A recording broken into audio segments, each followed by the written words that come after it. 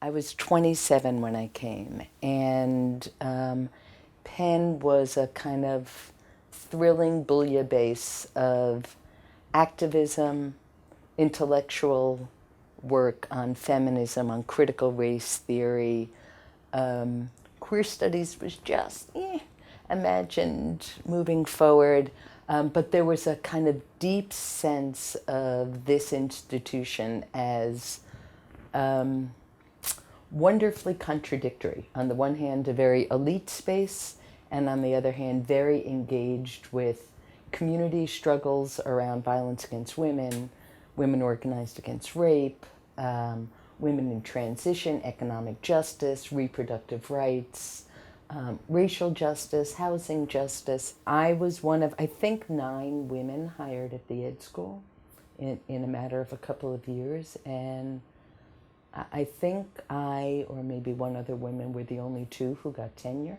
So it was, I'm not old enough to be telling that story, but it is true. When I came, most of the women I came in with were denied tenure. And then over time, one has to contend with what it means to be working in an institution that was profoundly ambivalent about having tenured women faculty, tenured faculty of color, politically engaged faculty.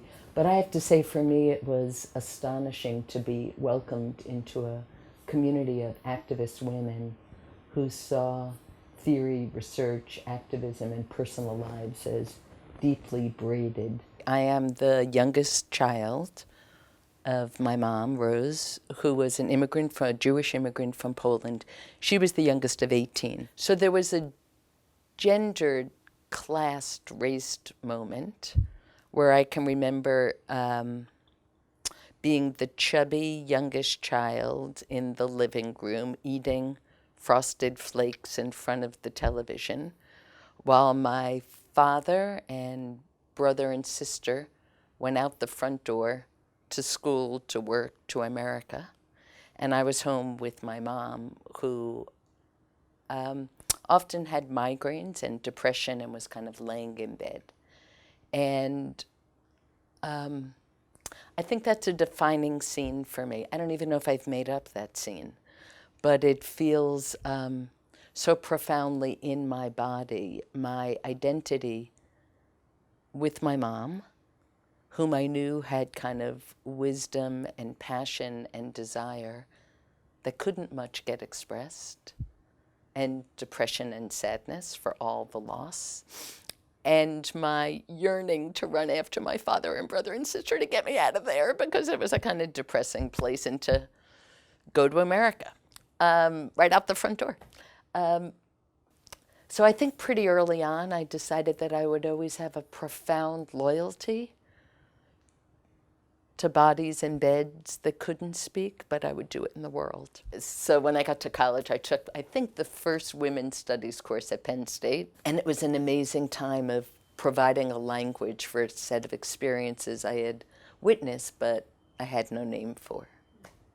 So what was astonishing when I was here was that the Penn Women's Center was so deeply connected to women's studies and so deeply connected to WEOP, Women for Equal Opportunity at University of Pennsylvania. So there was a strong solidarity between faculty, staff, and students across race and gender, because we also work closely with African American studies, and between activism, intellectual work, and personal lives. So I loved the Women's Center.